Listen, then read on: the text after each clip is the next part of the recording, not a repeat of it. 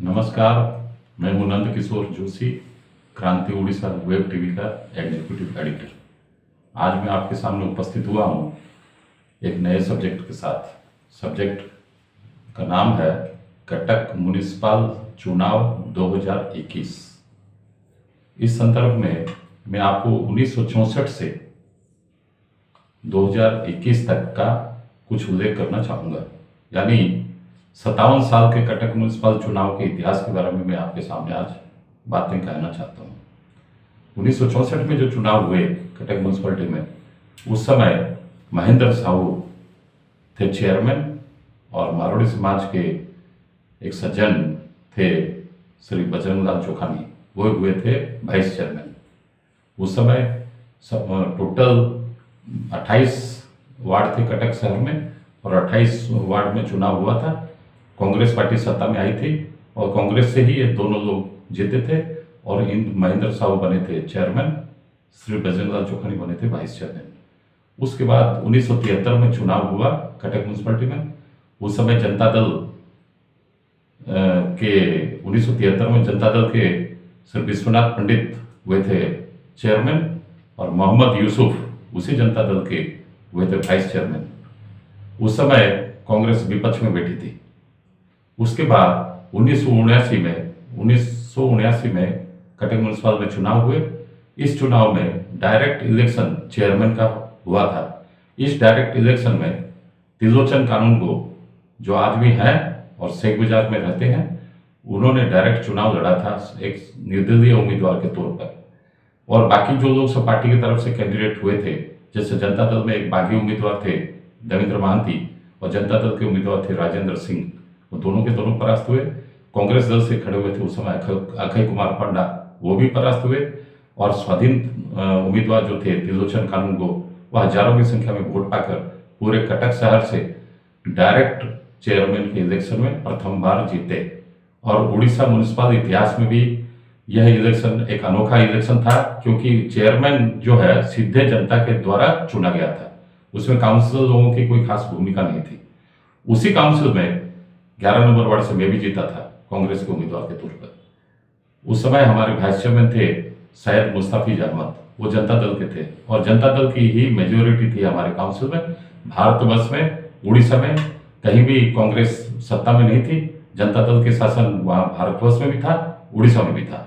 जनता दल की तरफ से उस समय उड़ीसा में नीलमणि राउत राय थे मुख्यमंत्री और केंद्र में जनता दल की तरफ से बीजू पटनायक थे steel and mines minister.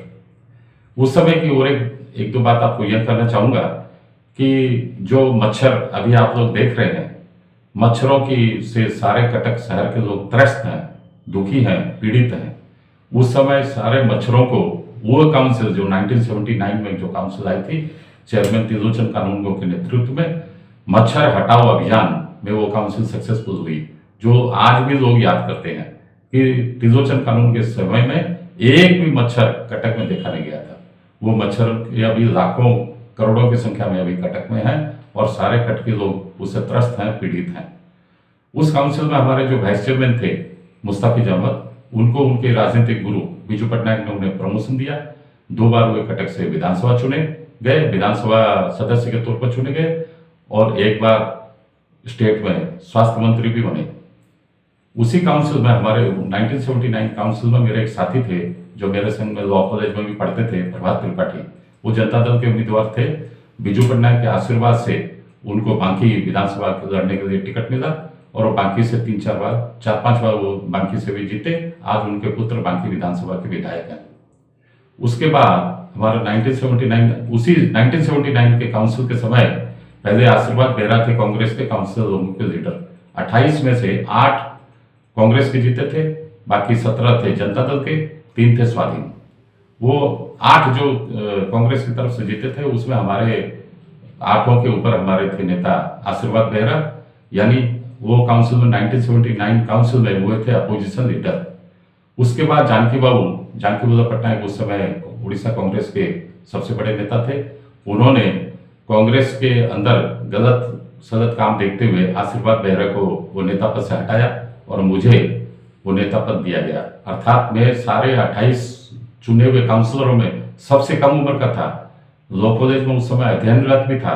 Second year law में पढ़ता था, लेकिन जानकी पटनायक ने, कांग्रेस दल ने मेरे ऊपर आस्था दिखाई, आशीर्वाद बेहरा को हटाकर मुझे काउंसिल में कांग्रेस की तरफ से लीडर चुना गया, अर्थात अपोजिशन लीडर में था त्रिलोचन कानूनगो के समय।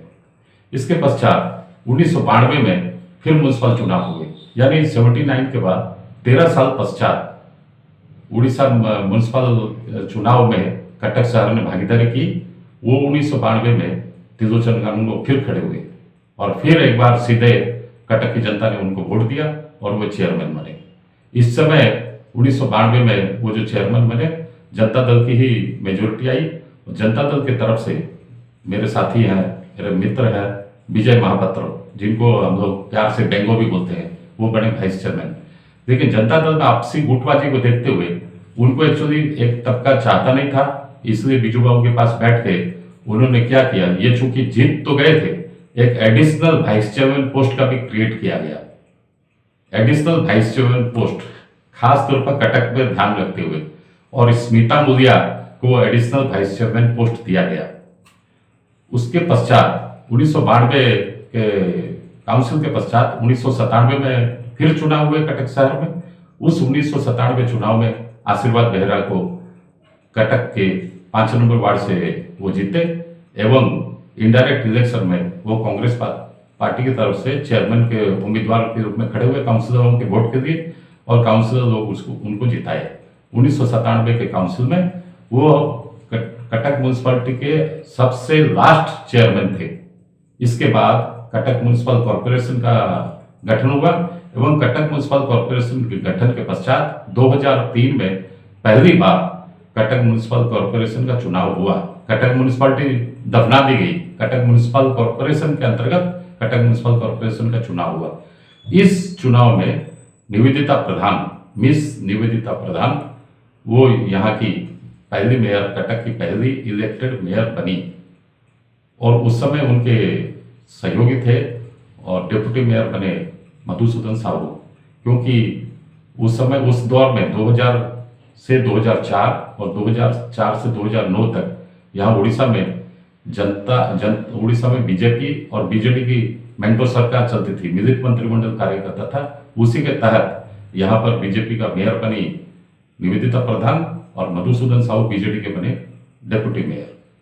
इसके पश्चात फिर चुनाव, उसी दरमियान जब वो निवेदिता प्रधान वो जो मेयर बनी, उसी समय वो, और एक इंटरेस्टिंग बात है, उस समय उड़ीसा विधानसभा की वो मेंबर भी थी। कटक सदर चुनाव से बीजेपी के टिकट से वो जीती थी। एक संघ में उन्होंने 2 पद संभाला, यानी कटक के मेयर भी थी और कटक सदर विधानसभा क्षेत्र से चुनकर विधानसभा में भी उनका प्रतिनिधित्व करती थी। इसके पश्चात 2003 के पश्चात 2009 में चुनाव हुए। 2009 में कांग्रेस की उस समय काउंसिल में काफी करारी हार हुई और मिस्टर घोष यहाँ पर मेयर बने गए और मिस्टर घोष के अंतर्गत और एक डिप्टी मेयर भी बने थे। इसके बाद 2009 के बाद 2014 में फिर यहाँ म्यूनसिपल चुनाव हुए और एक मैडम बेहरा, तेलंगाना बाजार की मैडम बेहरा, वो बनी मेयर। मेयर के बाद उस समय इतनी कंट्रोवर्सी हुई उनके, क्योंकि वो उनके नाम में रेशन कार्ड का भ्रष्टाचार उनके ऊपर चिपक गया था। वो उनके नाम में, वो अपने नाम से, अब उनके ससुर जी के नाम से, देवर के नाम से, सबके नाम से रेशन कार्ड बनवा दी थी। तो इसीलिए नवीन बाबू ने भ्रष्टाचार मिटाओ अभियान के तहत उनको मेयरशिप से हटाया और दूसरी और एक जो खड़ी हुई थी शेड्यूल कास्ट महिला, वो पोस्ट उस समय शेड्यूल कास्ट महिला के नाम था, इस समय और एक उन्हीं की दल थी और एक शेड्यूल कास्ट शेड्यूल कास्ट की महिला, उनको वो पोस्ट दिया गया। अर्थात 2014 की काउंसिल में 2 मेयर कटक शहर में हुए। इसके बाद तो अभी तक 2019 में वो काउंसिल का टेन्योर खत्म हुआ, उसके बाद अभी तक कोई चुनाव हुआ नहीं है। 2 साल हो गया, म्यूनसिपल काउंसिल भंग हुई है इसी साल। लेकिन इसी साल 2021 में करीब अक्टूबर-नवंबर तक म्यूनसिपल चुनाव फिर होने हैं। तो जब एक साथ उड़ीसा के म्यूनसिपल चुनाव होंगे, उसी दरमियान कटक म्यूनसिपलिटी का भी चुनाव, कटक म्यूनसिपल कॉर्पोरेशन का भी चुनाव होगा और सारे दलों ने अंदर ही अंदर तैयारियां भी शुरू कर दी है। अब देखना यह है कि ऊंट किस करवट बैठता है। Thank you.